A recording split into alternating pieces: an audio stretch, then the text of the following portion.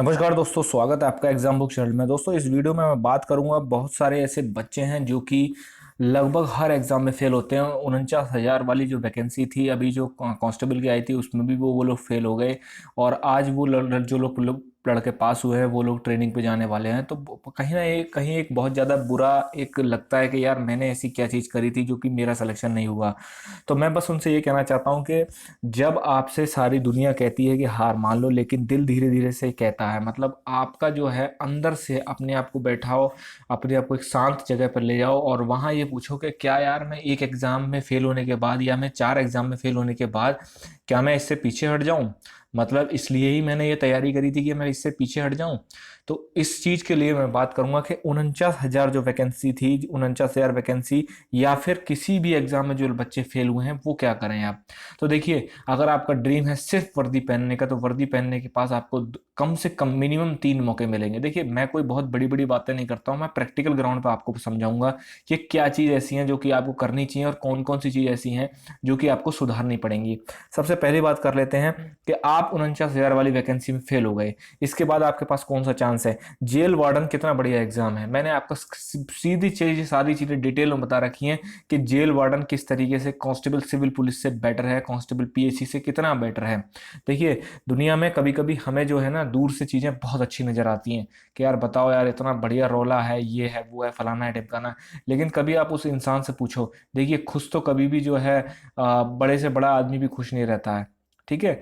और एक छोटे से छोटा आदमी जो होता है वो भी खुश रहने की कोशिश करता है। तो दोनों चीजें हैं। इसीलिए सबसे पहले जेल वार्डन, आपका फायरमैन और आपका हॉर्स राइडर पुलिस जो इतना बढ़िया एग्जाम है, मैंने 1000 बार बताया है कि इस एग्जाम में पूरी ताकत लगा देना, अदरवाइज आप जिंदगी भर पछताओगे। ठीक है। ये एक ऐसा एग्जाम है सिविल पुलिस के, जो आपके पास कांस्टेबल्स रहते हैं या फिर जो आपके गांव में आपके क्षेत्र में जो लोग रहते हैं उनसे जरा पूछना कि उनकी जिंदगी किस तरीके। मैं डिमोटिवेट नहीं कर रहा हूँ, ठीक है। लेकिन ये एक ऐसी जॉब है जो कि आपको वर्दी भी देंगी और आपके पास आपका घर बार सब कुछ आप देख सकते हो, फैमिली भी देख सकते हो, सब कुछ आप देख सकते हो। ठीक है ना। इतना बढ़िया एग्जाम है। और आपको ये भी पता है कि हर साल ये एग्जाम नहीं आता है। ठीक है। इस एग्जाम को निकलने में पहले 2016 में निकला, फिर आउट कैंसिल हो गया, फिर 2018 में निकला। ठीक है। और उसका 2020 में जाके आपका हो रहा, और 2021 में जाके इसकी ज्वाइनिंग होगी। तो सब पूरी ताकत इसमें आप झोंक दो। सब चीजें मैंने डिटेल में बता रखी हैं कि क्या स्ट्रेटेजी होनी चाहिए, क्या पढ़ना है, क्या कैसे करना है, क्या होना है आपको। सब चीज मैंने बता रखी है। और भी जो चीज आपको पूछनी है आप मुझसे पूछ सकते हैं। टेलीग्राम ग्रुप पे आप जुड़ जाइए, लिंक जो है डिस्क्रिप्शन में है। दूसरा पॉइंट उन लोगों के लिए है जिनकी ओवरेज हो गए हैं। ठीक है। देखिए, जेल वार्डन को एग्जाम 2018 में भरा हुआ था, तो बहुत सारे ऐसे बच्चे होंगे जिन्होंने भरा होगा और जो कि ओवरेज अभी नहीं होंगे। ठीक है। मतलब एग्जाम तो दे ही देंगे, आज ओवरेज हो गए होंगे लेकिन 2018 के हिसाब से वो ओवरेज नहीं होंगे, तो ऐसा कोई मैटर नहीं करता। एग्जाम तो वो देंगे ही देंगे। दूसरा एग्जाम जो है वो यूपीएसआई का है। ठीक है। यूपीएसआई का जो है एग्जाम, देखिए यूपीएसआई के लिए मैंने कल भी वीडियो बनाई थी। मैंने उसमें बताया कि एग्जाम तो होगा ही होगा। ठीक है। इस नोटिफिकेशन लेट हो रहा है इसका मतलब ये नहीं है कि एग्जाम नहीं होगा, एग्जाम तो होगा ही होगा। मैं आपको पर्सनली रूप से बताता हूँ कि जहां पर मैं रहता हूं वहां पर एक लड़का ऐसा था जो कि कांस्टेबल में हुआ, उसका सिलेक्शन रिटन क्वालिफाई कर लिया। रिटन क्वालिफाई कर लिया और उसके बाद क्या हुआ, रिटन क्वालिफाई करने के बाद दौड़ लगा ली, सब कुछ कर लिया उसने, और वो बंदा फ्लैट फिट में बाहर हो गया। ठीक है। फ्लैट फिट में बाहर हो गया, मैं नाम नहीं बताना चाहता हूँ। और उसके बाद क्या हुआ उस बंदे का, उसके बाद उस बंदे का यूपीएसआई 2016 का एग्जाम आया। ठीक है। जबकि जब जब वो मेरे पास आता था मैं सोचता था यार इस बंदे का सिलेक्शन जो है यूपी कांस्टेबल में भी कैसे हो गया। ठीक है। लेकिन उसको जब वो मेडिकल में फेल हुआ, तो मेडिकल में फेल होने के बाद उसको लगा यार मेडिकल में फेल हो गया। लेकिन बताओ, सोचो, बंद मेडिकल हमारे हाथ में तो होता नहीं है, मेडिकल एक नेचुरल चीज है, मतलब भगवान ने जैसा हमें शरीर दिया हम वैसे ही तो रहेंगे ना। लेकिन उस बंदे ने यूपीएसआई 2016 की तैयारी करी और आज वो बंदा जो है ट्रेनिंग कर रहा है उन्नाव में। ठीक है। कांस्टेबल वो सब इंस्पेक्टर की ट्रेनिंग कर रहा है वो उन्नाव में। उसके नसीब में जो है वो कांस्टेबल नहीं था, उसके नसीब में यूपीएसआई ही था। ठीक है। तो इसीलिए मैं बार बार आपसे कहता हूं कि कभी भी हार मत मानो, किसी भी तरीके से कुछ भी हो जाए हार मानो ही मत। देखिए, जब हम फेल होते हैं ना तो एक चीज याद रख लेना, जब आप बहुत मेहनत के बाद फेल होते हैं तो इतना समझ लेना कि आपका रास्ता गलत होता है। ठीक है। आप एक ऐसे इंसान को ढूंढो जो कि आपको रास्ता बिल्कुल एक्यूरेट सही दिखा सके कि नहीं है, तूने ये चीजें गलत करी थी, अब जो है तू अपनी पढ़ाई को इस तरीके से कर।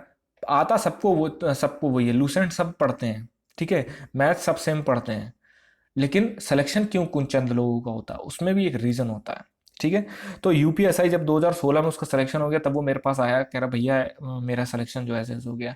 तो मैंने कहा यार तूने क्या करा था ऐसा? कह रहा भैया आपको पता नहीं है, मैं बीच बीच में जो है आपसे पूछता था कि क्या करूँ। तो मैं कहता था मैं तो यार तुम्हें मतलब सोचता था कि तुम तो ऐसे ही पूछ रहे हो, ठीक है ना, क्योंकि कांस्टेबल में तुम्हारा मेडिकल में निकला तो इसका मतलब तुम आगे पुलिस की जॉब के लिए तैयारी नहीं करोगे, ठीक है ना। तो लेकिन उस बंदे में एक चीज़ थी कि वो करना चाहता था। उसने सोच लिया था कि नहीं यार अब वो मतलब कांस्टेबल में निकल गया, मुझे करना तो यही है, ठीक है। तो इसीलिए बहुत लोगों का जुनून होता है वर्दी पहनना, या फिर बहुत लोगों की मजबूरी भी होती है कि वर्दी पहनना, उनके घर परिवार में इस तरीके से परिस्थितियां हो जाती हैं कि उनको वर्दी पहनने पर मजबूरी होती है। लेकिन वर्दी एक बहुत बड़ी चीज़ होती है, बहुत बड़ी रिस्पॉन्सिबिलिटी लेके आती है आपके पास, ठीक है। तो यूपीएसआई 2000 यूपीएसआई 2020 जो आने वाला है आपका, वो आपके लिए बहुत बड़ी अपॉर्चुनिटी लेके आ रहा है, ठीक है। 5623 वैकेंसी। मैं आपसे ये बता देता हूँ कि इधर आपका जेल वार्डन का एग्जाम, फिर 5623 का जो ये जो वैकेंसी आएगी, और जो कि इसका चांसेस है 6000 तक बढ़ेगा। इससे बड़ी वैकेंसी ना तो आगे आने वाले 10 साल 20 साल में आएगी, और ना पहले कभी आई है। इतना आप समझ के तैयारी करना, ठीक है। और आपने अगर ये समझ के तैयारी नहीं करी तो आप बिल्कुल बाहर हैं, क्योंकि कंपटीशन का लेवल भी बहुत अच्छे से बढ़ता चला जा रहा है। और पहली बात याद कर लीजिए, भीड़ कभी कंपटीशन नहीं होती है। 10 लाख फॉर्म जब किसी एग्जाम में भरे जाते हैं ना, समझ लीजिए 10 लाख से मेरा वो फाइट नहीं है, मेरी फाइट है 1 लाख से। और अगर आप बहुत अच्छी तैयारी करे हुए हैं, तैयारी शुरू करते वक्त आपकी फाइट होती है 1 लाख से, और जब आप बहुत अच्छे लेवल पे चले आते हैं तैयारी में, तब आपकी फाइट होती है मात्र 20 से 30 हजार लड़कों में, ठीक है। तो यूपीएसआई 2016 2000 यूपी सॉरी यूपीएसआई आपका एग्जाम 2020 में आएगा, आप वो दे सकते हैं। फिर है मुख्यमंत्री जो है योगी आदित्यनाथ ने 51 हजार की वैकेंसी का अनाउंसमेंट कर रखा है, जो कि इस साल नहीं आएगी। मैं इससे क्लियर करके देता हूँ, इस साल नहीं आएगी, ठीक है। वो कब आएगी? वो है चुनाव के टाइम पे आएगी, मतलब अगले साल वो आएगी, ठीक है। आप उसके लिए भी तैयारी कर सकते हैं। तो लगातार आपके एग्जाम लगे हुए हैं, ठीक है। आपके एग्जाम लगातार लगे हुए हैं। अगर आप चाहें तो इन तीनों में से किसी एक एग्जाम को निकाल के अपना करियर सेव कर सकते हैं। दूसरा, एक तरीके से जो एक अभी सोशली रूप से आपके ऊपर एक बेरोजगारी का ठप्पा लगा हुआ है, वो भी कर सकते हैं। दूसरा, जो लोग यूपी कांस्टेबल में पहले से हैं या फिर किसी अन्य जॉब में हैं, वो यूपीएसआई को बेहतर तरीके से देके अपना एक अपग्रेडेशन कर सकते हैं, ठीक है। कि भाई मैं यूपी कांस्टेबल था, 1900 पेमेंट ले रहा था, अब मैं 4200 पेमेंट ले रहा हूँ, सीधा डबल स्टार लग रहे हैं भाई, ठीक है। आज भी समाज में जो है दरोगा ही सारी चीज़ें होती हैं, ठीक है, क्योंकि सब कुछ वही करता है। तो इन तीनों जॉबों को मैंने इसलिए लिया है क्योंकि ये लगातार आएंगी आपके लिए, ठीक है। सितंबर में जेल वार्डन खत्म होगा, उसके बाद हो सकता है दिसंबर बटे जनवरी तक जो है यूपीएसआई, और उसके बाद जो है आपका लगभग अप्रैल या मई तक आपका जो है 51 हजार आपका कांस्टेबल की आ जाएगी वैकेंसी। अगर आपको पुलिस नहीं देखनी है, लेखपाल की वैकेंसी तो अनाउंस हो चुकी है ना, लेखपाल की वैकेंसी जो है आप दे सकते हैं। लेखपाल कितनी बढ़िया एकदम वैकेंसी है। तो कुल मिला के, और अगर जिन लोगों को स्टेनो वगैरह आती है, या फिर आपका जिनके पास ओ लेवल है, कंप्यूटर ऑपरेटर अगली साल निकलेगा, ठीक है। लगभग जो है आप 5000 वैकेंसी कंप्यूटर ऑपरेटर की निकलेंगी।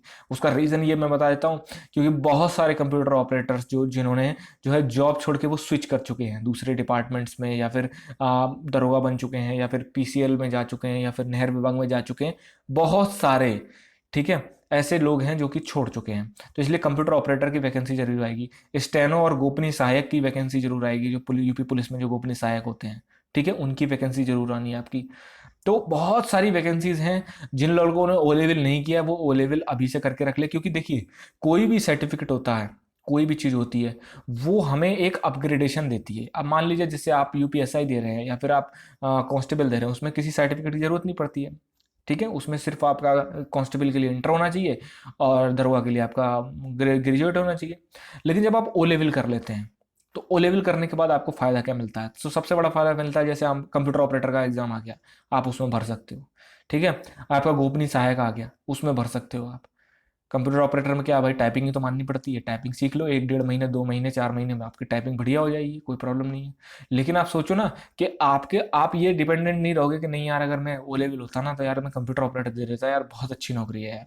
कंप्यूटर ऑपरेटर एक पुलिस में ऐसी नौकरी है जो कि आप ये समझ लीजिए कि बहुत ही कम मेहनत में आपको अच्छी जो है पोस्ट मिल जाती है, ठीक है ना। तो ये एक बहुत बड़ा उसमें उसमें जो है। दूसरा, जब आप यूपीएसआई में अगर आप भरते हैं और मान लीजिए आपके फाइनल मेरिट बनते समय आपके नंबर किसी किसी कैंडिडेट के नंबर से बराबर आ गए हैं, ठीक है, और दोनों में से किसी एक को चुनना है, तो फिर वो देखते हैं कि एक्स्ट्रा क्वालिफिकेशन क्या है। आपके पास ओ लेवल होगी तो आपको ले लिया जाएगा, ठीक है ना। ओ लेवल के नंबर नहीं होते हैं, लेकिन जब बराबरी की स्थिति होती है, ठीक है, जैसे ए बंदा है और बी बंदा है, उन दोनों के बराबर नंबर आ गए, 256 256। अब लें किसको भाई, दोनों तो बराबर है, तो उसमें सबसे पहले देखते हैं कि इन दोनों में से किसी एक के पास एक्स्ट्रा क्वालिफिकेशन है क्या कुछ, और उसमें दे रखी है। मैंने यूपीएसआई की जो प्लेलिस्ट बना रखी है उसमें मैंने बताया कि अधिमानी अर्हताएं जिसको एक्स्ट्रा क्वालिफिकेशन कहते हैं वो कौन कौन सी होती हैं, उसमें उसको उस वीडियो में जाके आप देख सकते हैं, ठीक है। तो फिर जो है ओ लेवल वालों को प्रेफरेंस मिल जाती है। तो इसीलिए आप बिल्कुल भी किसी भी तरीके से हार मत मानिए, और कोई भी प्रॉब्लम होती है किसी भी तरीके की, आप कमेंट बॉक्स में कमेंट करिए, टेलीग्राम ग्रुप से जुड़ जाइए, आपकी हर तरीके की मदद करी जाएगी, हर तरीके की। देखिए, बात वो नहीं है, बात यह है कि आप फाइनल में आपका सिलेक्शन होना चाहिए हर हालत में। जेल वार्डन से रिलेटेड में जो जो है मैंने मटेरियल डाल रहा हूँ, यूपीएसआई से रिलेटेड मैं पूरी तरीके से डेडिकेटेड तैयारी कर रहा हूँ इस चैनल पे, ठीक है। यूपीएसआई और यूपी पुलिस से रिलेटेड जितनी भी वैकेंसी आएंगी, या कांस्टेबल आए आपका, हाँ जी, कंप्यूटर ऑपरेटर आए, गोपनीय सहायक आए, कोई भी चीज़ आए, उससे रिलेटेड जितनी भी आपकी तैयारी होगी, आपका रिटेन से रिलेटेड, आपका टाइपिंग से रिलेटेड, और आपका जो है सर्टिफिकेट डॉक्यूमेंट, जो भी चीज़ होगी वो सब आपको इस चैनल पे जो है बताई जाएगी। तो दोस्तों, अगर वीडियो आपको अच्छी लगी हो तो लाइक शेयर सब्सक्राइब आप जरूर कर दें। Thank you.